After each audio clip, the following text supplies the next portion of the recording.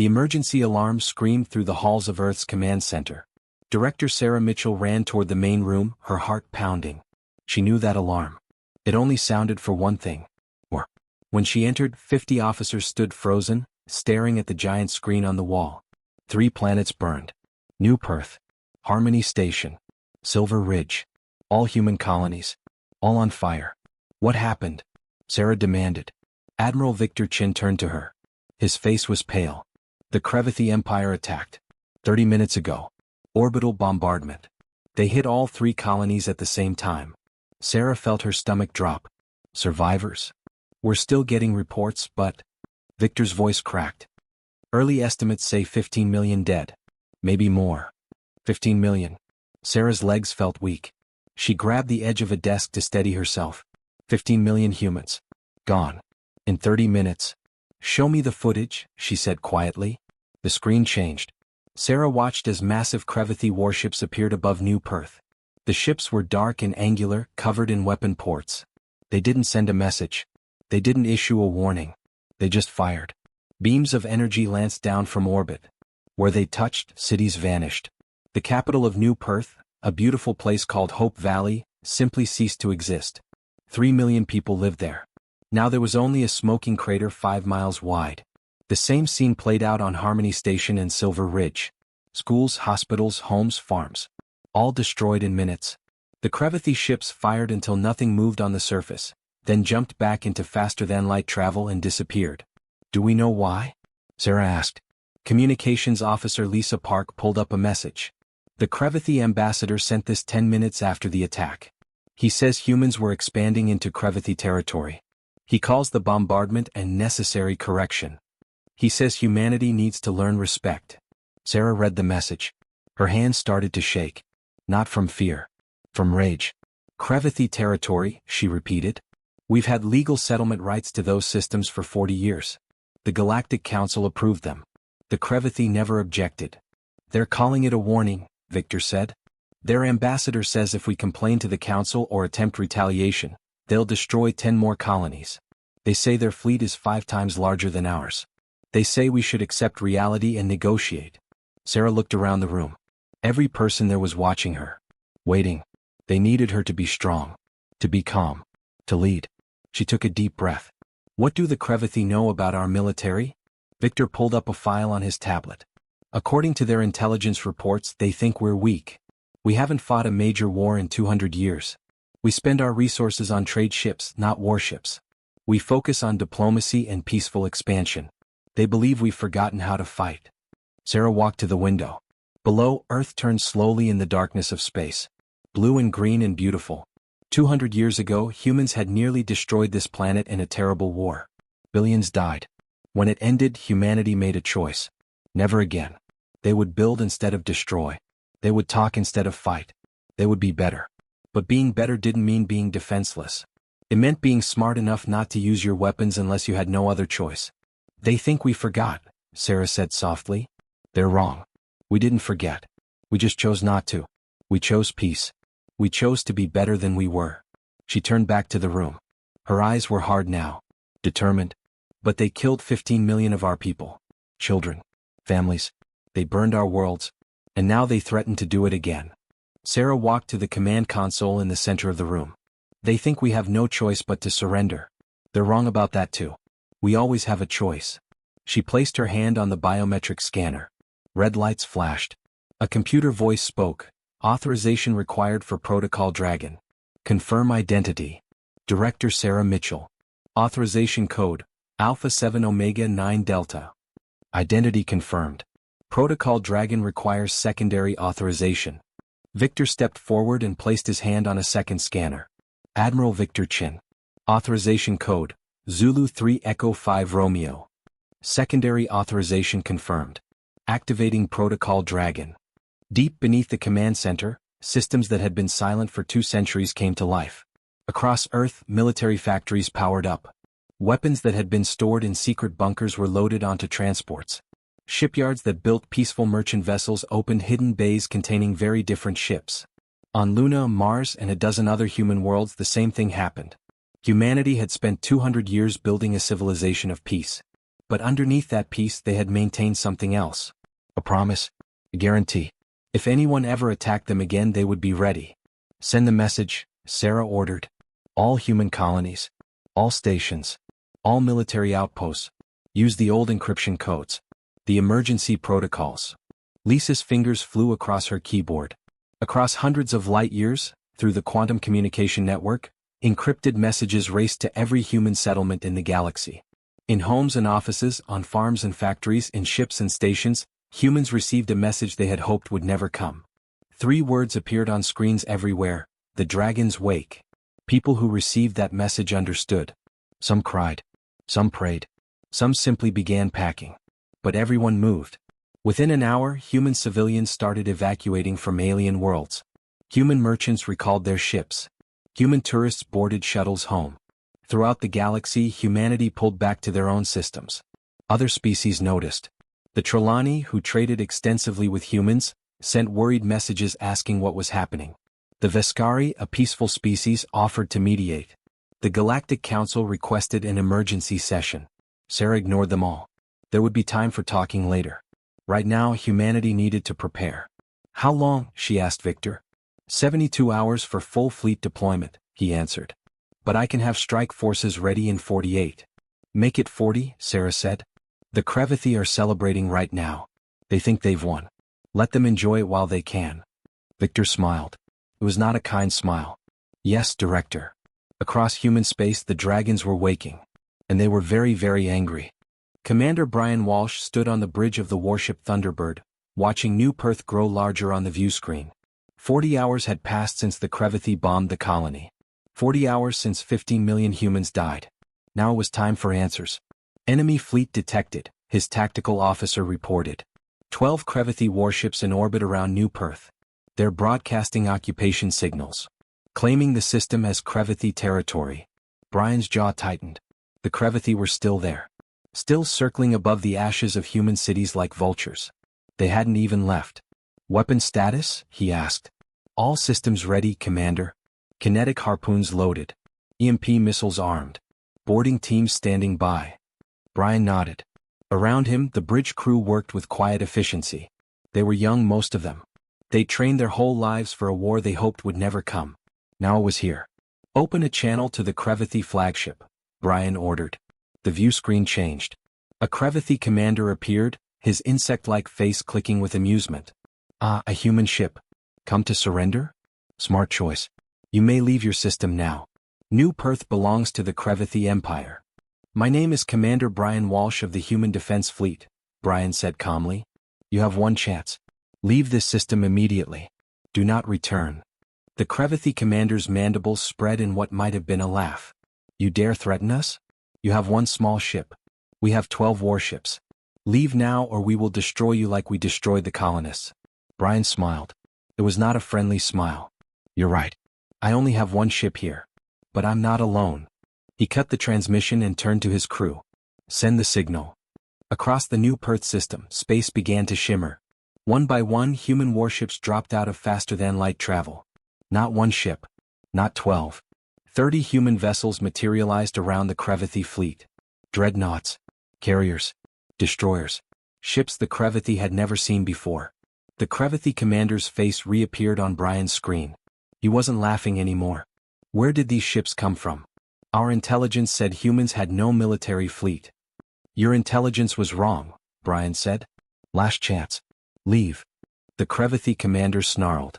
We outnumber you in total forces across the galaxy. You cannot win. All Crevathi ships open fire. 12 Crevathi warships unleashed their weapons. Energy beams and missiles streaked toward the human fleet. Brian watched calmly as his ship's shields absorbed the impacts. The Crevathi weapons were powerful, but humanity had spent 200 years developing better defenses. Return fire, Brian ordered. Show them what we've been building. The human fleet responded.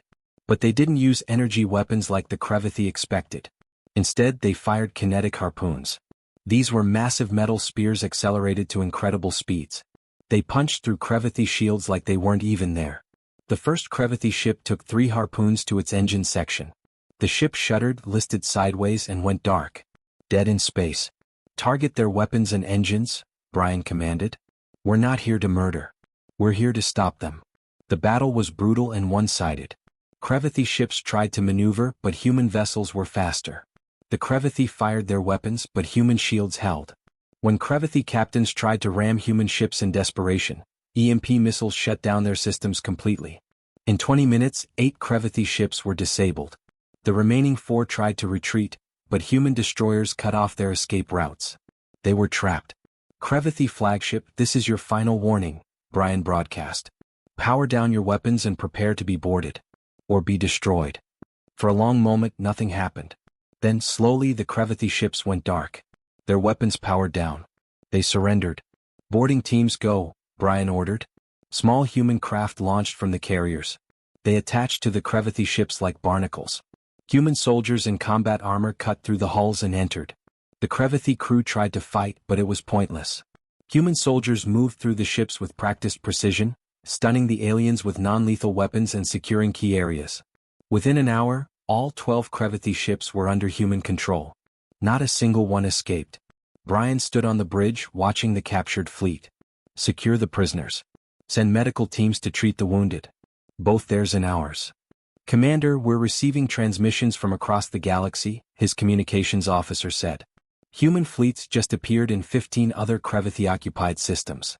All at the same time. They're all reporting the same thing. Complete victory. The Crevathi forces are surrendering everywhere. Brian nodded slowly. This was the plan. Hit them everywhere at once. Show overwhelming force. And it quickly. But then another message came through. Sir, the Galactic Council is broadcasting on all channels. They're demanding both sides cease hostilities immediately. Brian pulled up the broadcast. The council speaker, a tall gray alien named Morvith, spoke urgently. The Galactic Council calls for an immediate ceasefire. The conflict between humanity and the Crevathi Empire must be resolved through diplomatic means. We urge both sides to withdraw their forces and attend emergency peace talks. Send a response, Brian said. Tell them humanity will attend no peace talks. Tell them we will stop when the Crevathi Empire surrenders. Not before. His communications officer looked shocked. Sir, the council won't like that. They have rules about warfare. Procedures. The Crevathi didn't follow procedures when they burned our colonies, Brian said coldly. They killed 15 million civilians without warning. No declarations. No negotiations. Just murder. Now they face the consequences. Across the galaxy, other species watched the human counterattack with growing fear. The peaceful traders were gone. The friendly diplomats had vanished. In their place was something the galaxy hadn't seen in 2 centuries. Humanity at war. The Trelawney Council sent urgent messages to their human contacts, begging for explanation. They received simple responses: stay out of our way. This is between us and the Crevathi. The Veskari government recalled all their citizens from Crevathi space. They didn't want to be anywhere near the conflict. Even the powerful Zendari Confederation, which had considered supporting the Crevathi, quietly withdrew their ambassador. The humans had revealed military technology the Zendari couldn't match.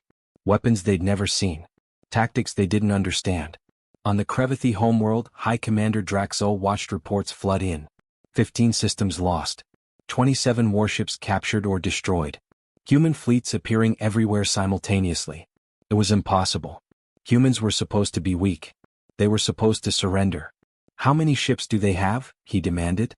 His intelligence officer's voice shook. We don't know, Commander. They keep appearing. Our scouts report human fleets in systems we thought were undefended. They've been hiding their military strength for decades. Maybe centuries. Draxol felt something cold in his stomach. Fear. For the first time in his life he was afraid. Send a message to the Galactic Council, he ordered. Request their intervention. Immediately. But in Earth's command center, Director Sarah Mitchell read the Crevathi request and smiled grimly. Let them beg, she said. We're just getting started. Ambassador Lisa Park walked into the Galactic Council chamber with quiet confidence. Around her, representatives from 40 different species watched nervously. They had called this emergency session 3 days ago. Lisa had made them wait. She wanted them to understand something important. Humanity wasn't asking for permission anymore. The council speaker, Morvith, gestured to the central podium. Ambassador Park, the council has reviewed the recent hostilities between humanity and the Crevathi Empire. We are deeply concerned by the scale of violence. Both sides must agree to an immediate ceasefire so we can negotiate a peaceful resolution. Lisa stepped to the podium.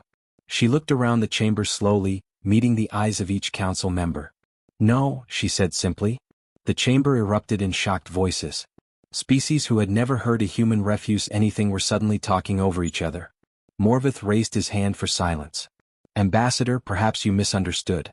The council is offering to mediate. We can find a compromise that satisfies both parties. I understood perfectly, Lisa said. Her voice was calm but hard as steel. And my answer is no. There will be no ceasefire. There will be no negotiation. There will be no compromise. The Crevathi ambassador, Draxel himself, rose from his seat. This is unacceptable. The council has authority over all member species. You must obey. Lisa turned to face him.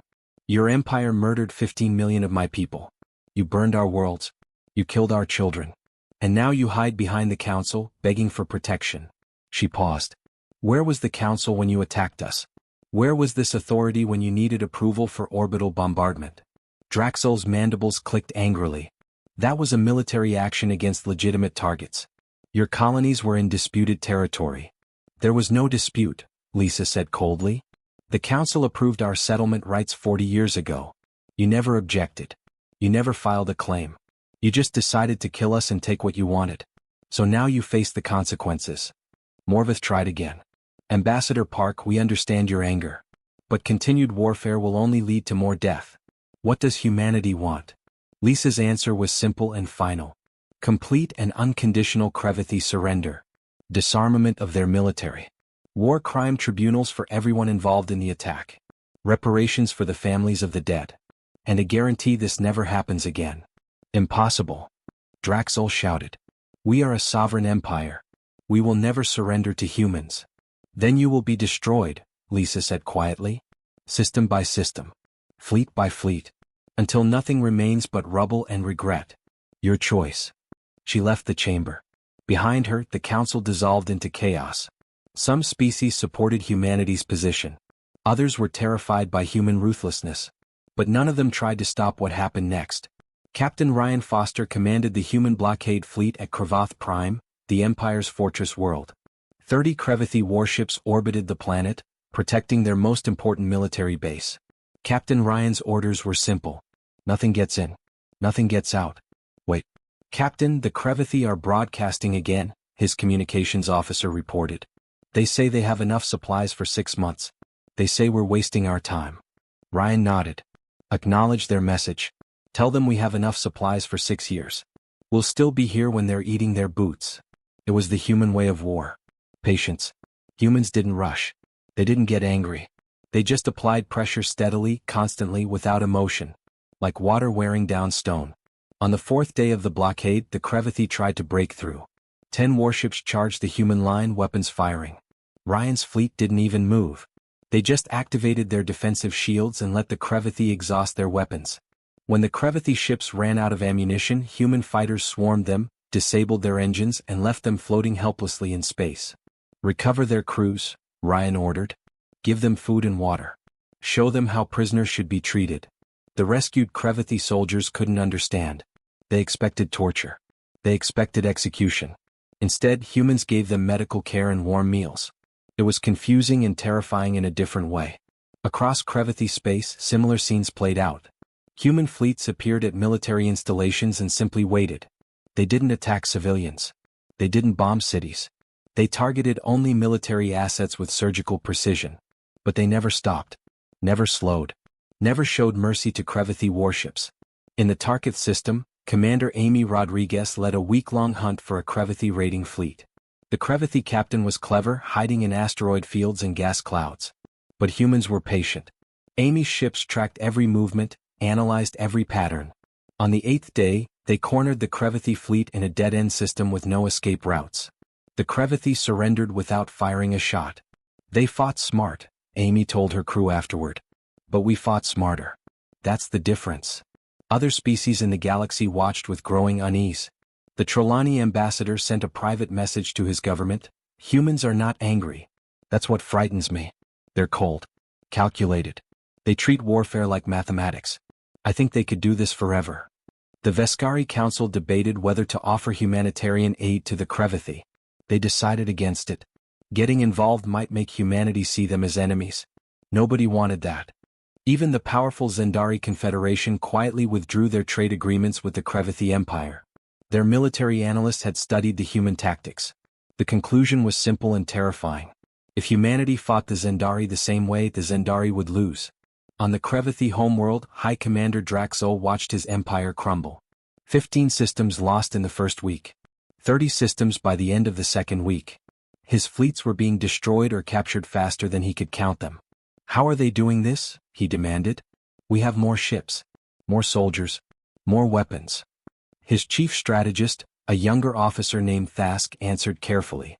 They're not fighting with numbers, Commander. They're fighting with time. Every battle they wait for the perfect moment. Every engagement they choose the terrain. Every confrontation they make us exhaust ourselves first. They're willing to wait months for a single victory. We're not. Draxol threw a data pad across the room. Then we attack Earth directly. Force them to fight on our terms. Thask hesitated. Commander, our intelligence suggests that's exactly what they want us to do. Earth's defenses are stronger than anything we've seen. If we commit our remaining fleets to an attack on their homeworld, we might lose everything. We're losing everything anyway. Draxol shouted. But he was wrong. The Crevathi still had their inner worlds. Their core territories. Their pride. But day by day, hour by hour, humanity was taking those too. Captain Foster's blockade at Kravath Prime reached its 30th day. The Crevathi garrison was running low on food. Their commanders sent increasingly desperate messages. Ryan read each one and responded the same way. Surrender and you'll be fed. Fight and you'll starve. Your choice. On day 37, the Crevathi fortress world surrendered. 30 warships. 50,000 soldiers. The most important military base in the Empire. All given up without a final battle. Ryan accepted their surrender and immediately sent food supplies to the planet. Human medics treated Crevathi wounded. Human engineers restored their power systems. The Crevathi soldiers watched in confusion as their enemies helped them. Why? One Crevathi officer asked Ryan. Why do you help us after we surrendered? Ryan looked at him. Because the war is against your empire. Not against you. You're just soldiers following orders. Once you stop fighting, you're not our enemy anymore. You're just people who need help. The Crevathi officer thought about the colonies his empire had bombed. The civilians they'd killed without mercy. He realized then that humans and Crevathi were very, very different. And he understood why his empire was losing. The Crevathi empire was dying. Not from a single battle or one devastating defeat. It was dying slowly, system by system, as worlds decided they'd rather surrender to humans than die for High Commander Draxol's pride. Officer Thask watched from the bridge of his ship as another Crevathi world announced its surrender. That was the 7th this week. The planet Vorthka had simply contacted the nearest human fleet, agreed to disarm its orbital defenses and asked for food aid. The humans sent supplies within hours. This is madness. Draxol's voice crackled over the communication channel.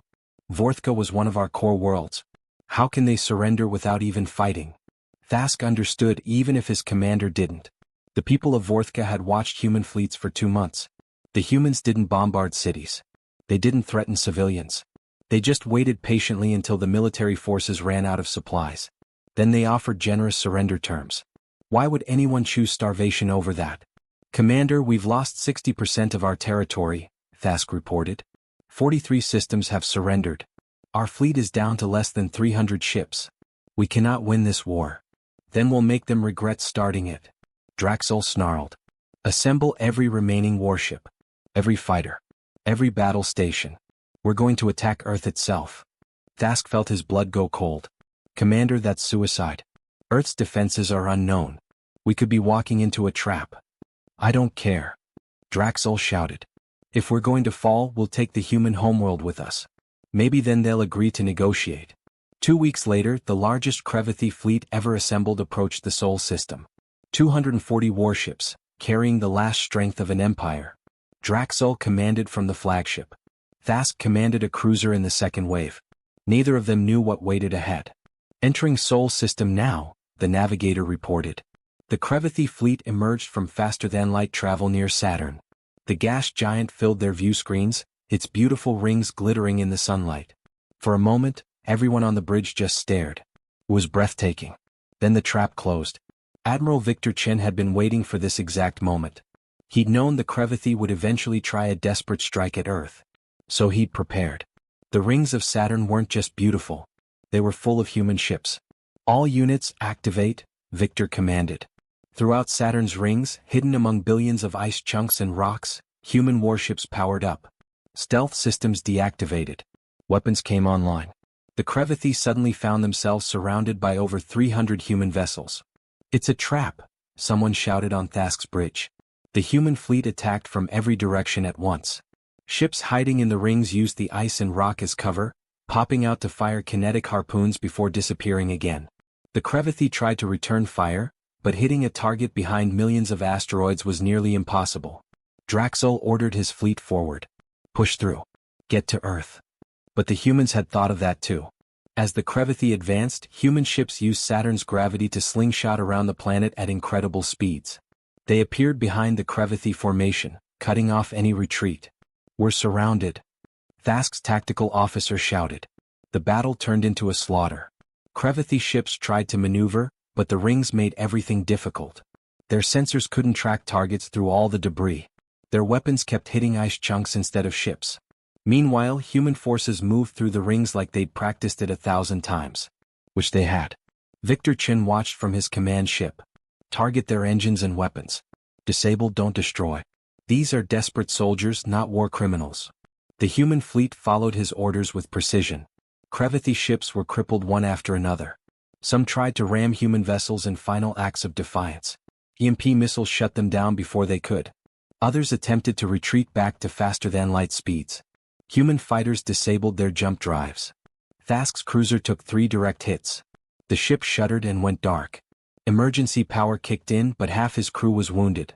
His weapons were offline. His engines were dead. "Abandon ship," he ordered. "Get everyone to the escape pods." As Thask climbed into his own pod, he watched the battle through the small window. It was over. The mighty Crevathi fleet was scattered wreckage. Dozens of ships destroyed. Hundreds disabled. The human fleet circled the survivors like predators around wounded prey. Thask's pod drifted in the darkness for 3 hours before a human ship recovered it. He expected to be executed immediately. That's what the Crevathi would have done. Instead, the humans pulled him aboard and took him to a medical bay. A human doctor, a woman named Dr. Rachel Moore, examined his injuries. "You've got a broken arm and some internal bleeding. We'll fix you up." Thask stared at her in confusion. "What? I'm your enemy. I came here to destroy your world." Rachel looked at him while preparing a medical scanner. "You're a prisoner now. The war is over for you. We don't kill prisoners. That's the difference between us and your empire." She worked on his injuries while Thask watched in stunned silence. Around the medical bay, other Crevathi survivors received the same treatment. Human medics moved between beds, treating wounds, offering water, speaking in calm voices. "Your fleet is destroyed," Rachel said as she set his broken arm. "Almost no one escaped. I'm sorry, but that's the reality." "How many of us survived?" Thask asked quietly. "About 40,000 from what I've heard. You'll be taken to a prisoner facility on Mars. It's not comfortable, but you'll have food, water, and medical care. The war should be over soon. Then you can go home." Thask couldn't process it. His empire had killed 15 million humans without warning. They'd burned entire worlds. And now humans were treating him with basic decency. Feeding him. Healing him. Promising to send him home. "I don't understand you," he said. "We murdered your people. Why aren't you taking revenge?" Rachel finished with his arm and looked him in the eyes. "Because revenge doesn't bring back the dead. It just creates more death. We're fighting to stop your empire from hurting anyone else. But you're not the empire. You're just a soldier.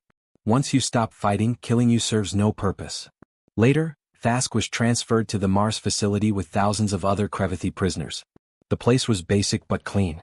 Guards watched them carefully but didn't abuse them. 3 meals a day.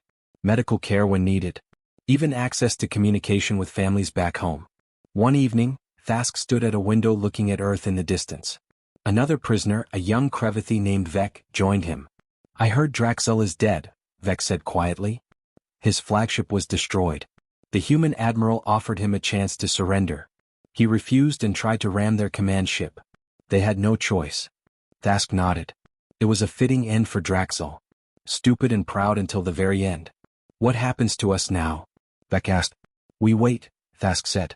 The humans will finish dismantling our military. Then maybe there will be peace talks. Maybe we go home. Maybe we stay here forever. I don't know. Do you think they'll execute us eventually? Thask thought about Dr. Moore. About the guards who treated them firmly but fairly. About the food and medicine and basic respect. No, he said finally. I don't think they will. That's not who they are. On Earth, Director Sarah Mitchell received Admiral Victor Chen's report. The Battle of Saturn's Rings was over. The Crevathi fleet was destroyed. Earth was safe. How many casualties on our side? She asked. 47 dead. 230 wounded. Considering we faced 240 enemy warships, it could have been much worse. Sarah nodded slowly. Every death hurt. But they protected Earth. They'd stopped the Crevathi. Now it was time to end this war permanently. Contact the Crevathi government, she said. Tell them their fleet is gone. Tell them their empire is finished. Tell them it's time to surrender. Across the galaxy the message went out. The dragons had won. 8 months after the first bombardment the war ended. Not with a final battle but with a signature on a document. The Crevathi Empire surrendered completely and unconditionally. High Commander Draxel was dead. The Crevathi fleet was destroyed. Their government had collapsed. What remained was a broken empire begging for mercy. Director Sarah Mitchell sat across from the new Crevathi leader, Premier Voketh, in a simple conference room on the neutral station Kepler 7. Around them, representatives from the Galactic Council watched nervously. Everyone wanted to see what humanity would demand. These are our terms, Sarah said, sliding a data pad across the table. Read them carefully. Voketh's hands shook as he read. Complete military disarmament. All warships to be surrendered or destroyed. War crime tribunals for anyone involved in ordering or executing the colony attacks. Reparations paid over 100 years to the families of the dead. Crevathi military limited to system defense forces only. Human observers stationed on all Crevathi worlds for the next decade. This will destroy us, Voketh said quietly. You destroyed 15 million of our people, Sarah replied without emotion. You're lucky we're letting your civilization continue at all. These terms are not negotiable.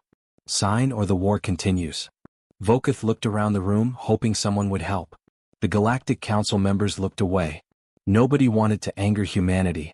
Not after what they'd seen. If I sign this, my people will have nothing, Voketh said. Sarah's expression softened slightly. That's not true. Read the second document. Voketh picked up another data pad. His eyes widened.